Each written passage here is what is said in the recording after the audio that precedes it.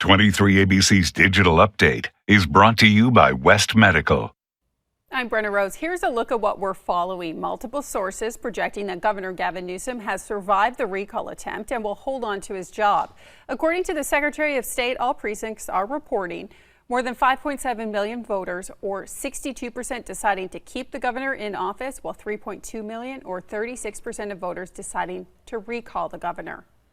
Although the state voted to keep the governor, a majority of Kern County residents wanted to see him go. 58% of voters here cast a ballot to recall Newsom. 41% of voters wanted to keep him in office. So far, 100% of precincts are partially reporting. Vote by mail ballots and provisional ballots will all be counted over the next few days.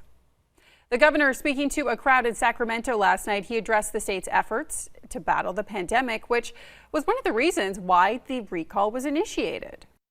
But the state's had better health outcomes than Florida and Texas, the United States as a whole, and better economic outcomes than those states.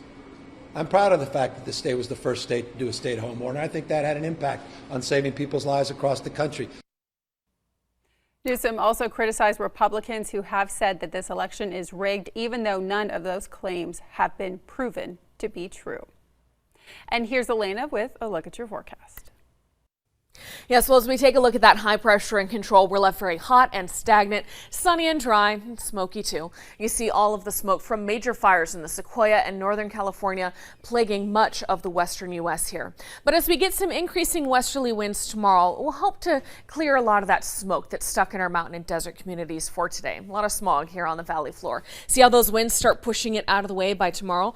But it could make those fires a little angrier. They don't like wind. Here on the valley floor, one more day of air quality that is unhealthy for sensitive groups while we wait on the winds to cool us down.